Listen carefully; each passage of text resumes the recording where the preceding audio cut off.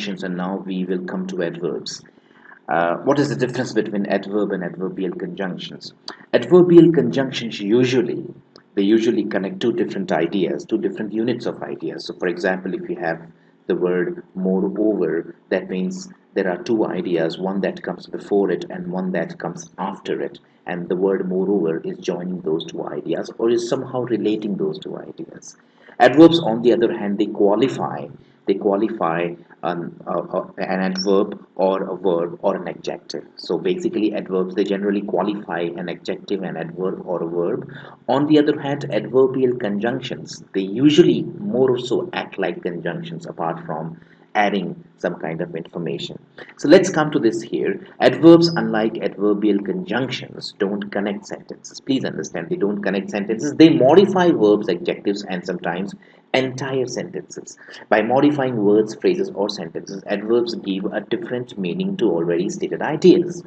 Some of the most common adverbs are also, to, even, just, already, only, still, etc. Imagine she also wants to learn Spanish. Suppose if I have a sentence, simply a simple sentence like this, you would wonder what is the function of the role, or what is the role or the function of the adverb also. She also wants to learn Spanish. That means there is someone else who wants to learn Spanish, and that is why I have further added by saying that she also wants to learn Spanish. Suppose if I say that Mary's sister wants to learn Spanish, and Mary also wants to learn Spanish. In that case, the word also makes complete sense. Why? Because a similar thing has happened before. Let's take this example here. She is unhappy too. The presence of the adverb too indicates that a similar idea is required before this sentence. Not having that idea makes the sentence a little illogical. So you can say that she is poor and she is unhappy too. That means apart from being poor, she is unhappy as well. That is how we have.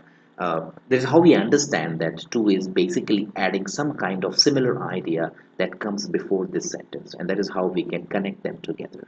So we have seen that just the way we can use adverbial conjunctions to connect ideas, adverbs also can be used to connect ideas. Now, for example, the adverb already.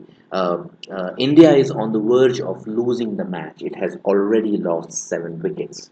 Now, when you get to know that it has already lost 7 wickets, you connect that idea with the previous idea, which is India is on the verge of losing the match. It has already lost 7 wickets. So that is how we can use adverbs to connect two different ideas and form units of ideas. Again, I repeat that you can use adverbs, you can use adverbial conjunctions, you can use the